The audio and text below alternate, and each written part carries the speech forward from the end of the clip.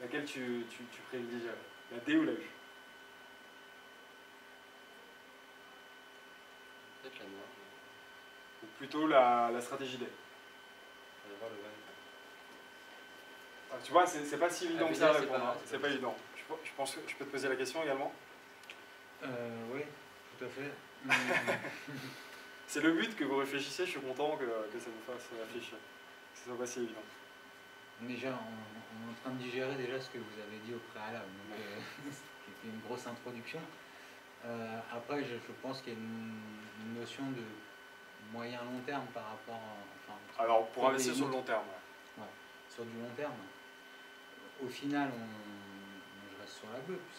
La bleue, d'accord. Bon, alors, on a par exemple quelqu'un, c'est intéressant parce qu'on a quelqu'un qui choisit la D, hein, quelqu'un. Alors, on va voir qui a raison. Alors, une des choses aussi qu'on regarde, c'est la distribution des rendements. C'est peut-être pas quelque chose sur lequel vous êtes familier. La distribution, en fait, c'est de rassembler l'ensemble des positions, de les mettre dans des espèces de paquets, des espèces des intervaux, dans lesquels on va essayer de caractériser la stratégie. C'est-à-dire que quand vous regardez ce graphique, je vais le mettre. En fait, basiquement, ça veut dire qu'on a 35% des positions, quand on regarde la stratégie et qu'on regarde l'ensemble de ces positions, on a 35% des positions qui ont un PNL, donc un gain final, qui va être compris entre 0 et 1%. Donc en fait, quand on regarde la stratégie D, il y a 74% des positions qui sont positives. Donc je rappelle, la stratégie D, c'est la noire et la bleue. Donc de ce côté-là, et la bleue est de ce côté-là. Et non, je plaisante, il n'y a pas de... Et 26% des positions qui ont un PNL négatif. Donc, a priori, si on se limite à cette analyse-là et qu'on compare à la stratégie U, qui est à 70-30, on va privilégier cette stratégie. Néanmoins, quand on s'attache à la distribution des rendements, qu'est-ce qu'on se rend compte? En fait, on se rend compte que c'est une stratégie qui effectivement gagne plus en position positive, mais quand elle perd plus que ce qu'elle gagne. C'est-à-dire qu'on a des positions qui vont générer jusqu'à 3%, en revanche, on a des positions qui vont aller jusqu'à 6% de perte. Enfin, qui vont être comprises entre 5 et 6% de perte. Donc on va avoir ce qu'on appelle une asymétrie négative.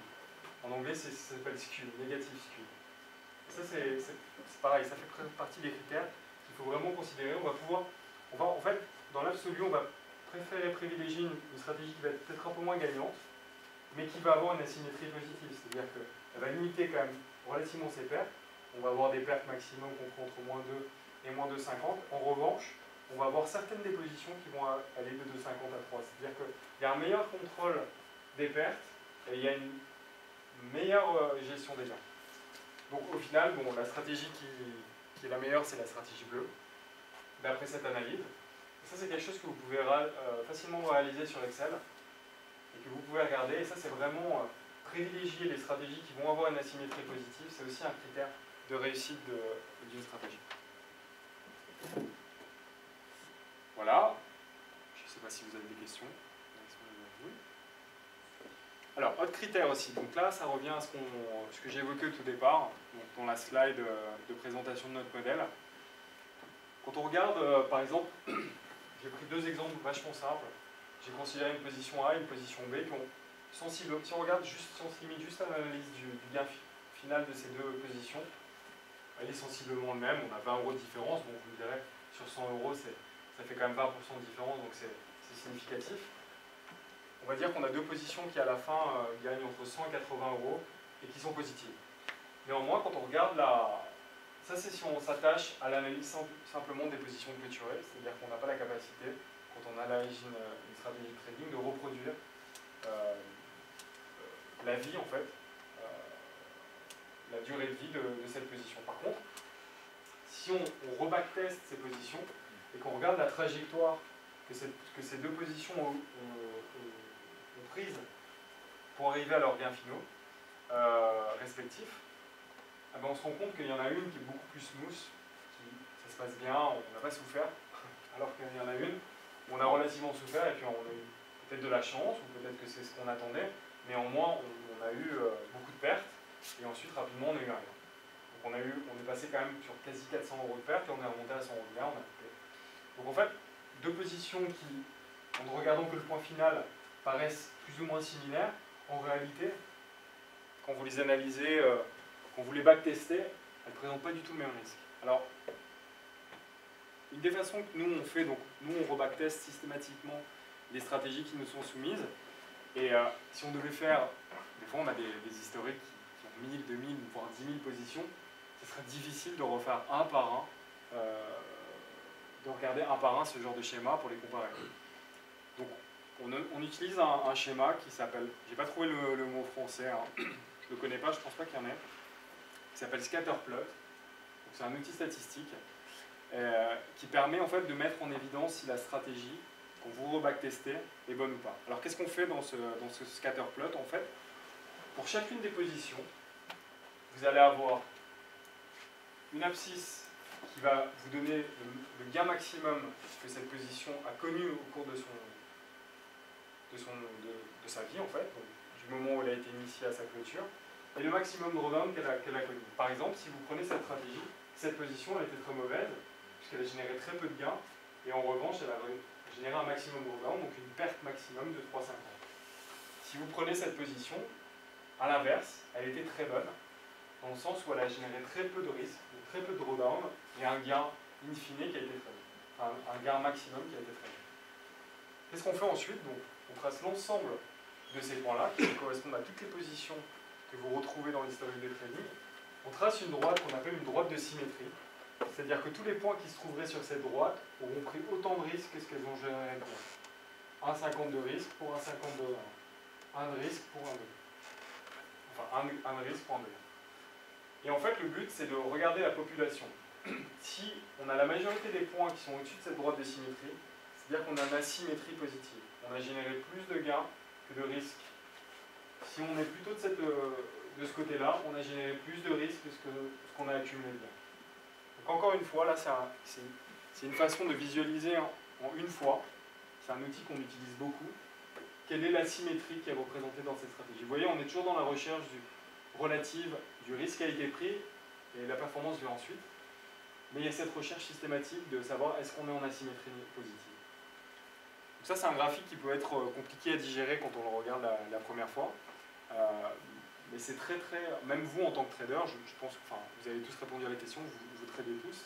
Si vous avez la capacité d'analyser ça, a posteriori, c'est-à-dire qu'un jour vous vous posez et vous vous dites voilà, ça fait 1 an que je fais du trading, essayons de regarder objectivement si, pour moi, personnellement, est-ce qu'il y a des pistes d'amélioration, est-ce que ce que j'ai fait est positif ou pas au sens institutionnel du terme. Vous tracez un graphique comme ça, et vous allez voir directement, très simplement, en traçant cette droite, si finalement il y a des pistes d'amélioration pour vous, ou si vous faites déjà partie de la catégorie des gens qui ont un niveau institutionnel. Voilà. Donc, je ne sais pas s'il y a des questions, ou si ça a été assez clair. Sur le JFD, par exemple, on peut voir notre profil automatiquement. Alors, je pose cette question. Alors, c'est vrai que c'est pas encore disponible. C'est vrai que chez JFD Wealth, on ambitionne de le faire.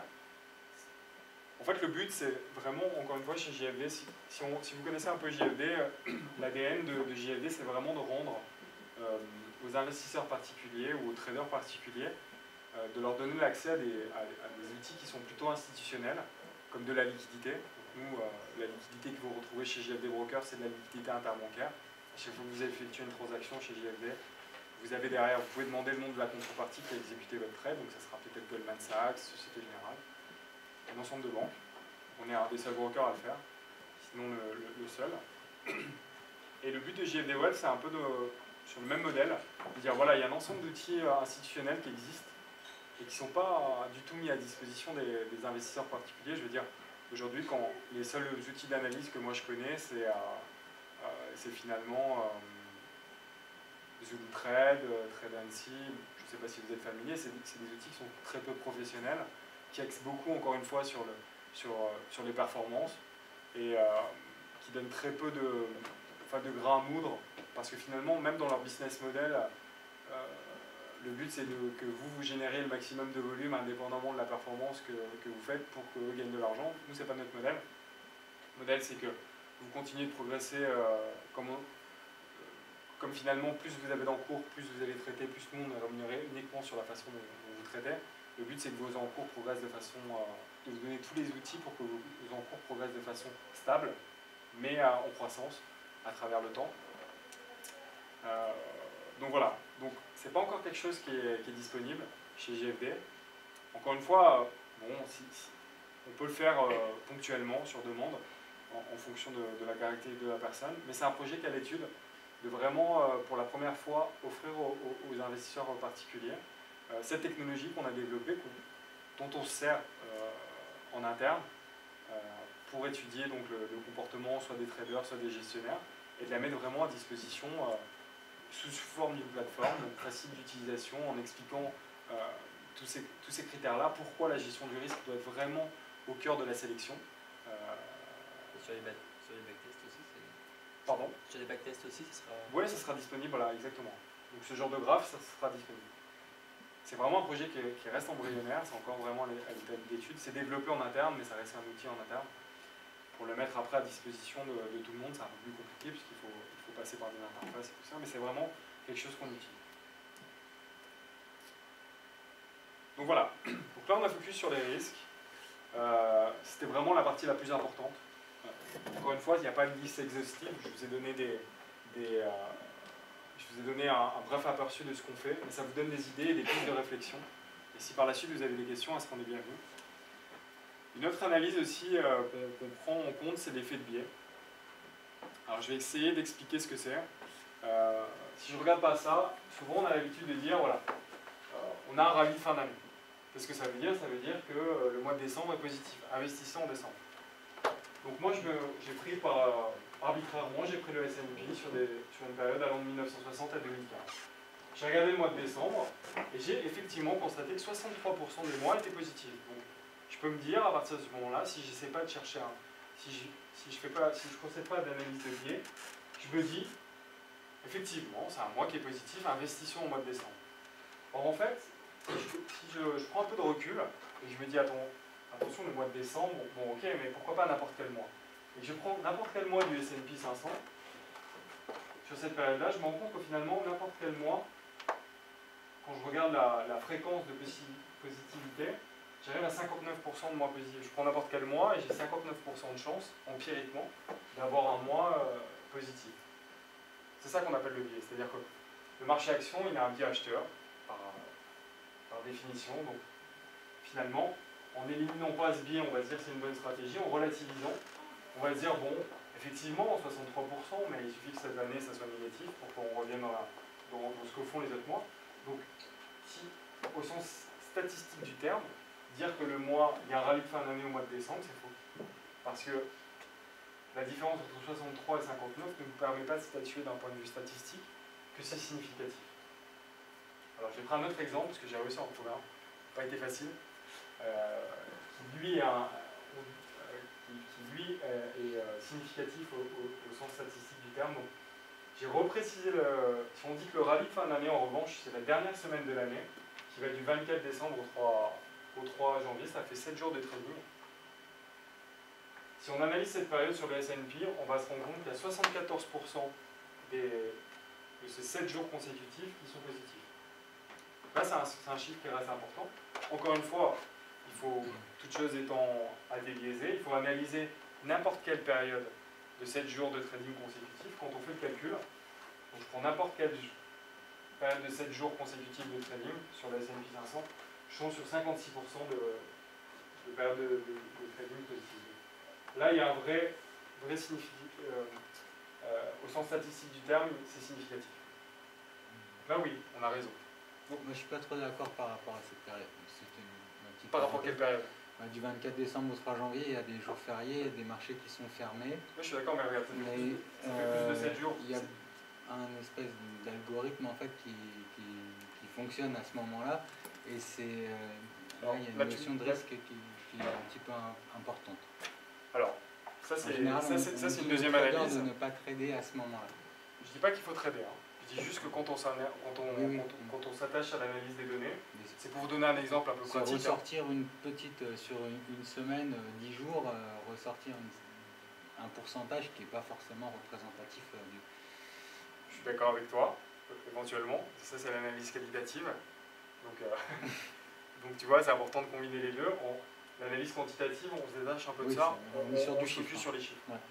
Et on se dit, après, effectivement, peut-être que l'analyse qualitative va dire, ah, non, mais là, c'est une période qui n'a pas de sens. Il n'y a pas de liquidité, il n'y a pas d'intervenant, on Mais ne sait jamais. statistiquement parlant, c'est 74%. Après, c'est pour vous donner. Alors, nous, on ne s'attache pas à essayer de créer des stratégies de trading qui reposent sur ça. C'est juste pour vous dire que quand on analyse une stratégie, si par exemple on rencontre quelqu'un qui nous dit moi je suis que acheteur du marché action et je génère tant de pourcents, on va dire ok, on va regarder son risque, etc. S'il passe les 2 premiers filtres, on va regarder après les non biaisés. C'est-à-dire qu'il y a un biais à acheter le marché action. Finalement, c'est plus dur de le shorter. Et on le voit parce que quand on regarde sur des longues périodes, il monte que de l'acheter. Donc à ce titre-là, il faut débiaiser la série pour se rendre compte de quelle est la valeur ajoutée en fait du gestionnaire. Voilà. Ensuite, il y a aussi, bon, ça c'est plus pour discuter, il y a aussi des masques qu'on peut appliquer. Je regarde l'heure juste pour pas trop dépasser sur le temps, ouais, on est un peu short. Donc je vais passer très rapidement sur cette slide. Ce que je veux dire, c'est que par style, il y a des choses qui se reconnaissent ou pas. Et donc appliquer des masques, c'est aussi connaître, pouvoir identifier quel est le style.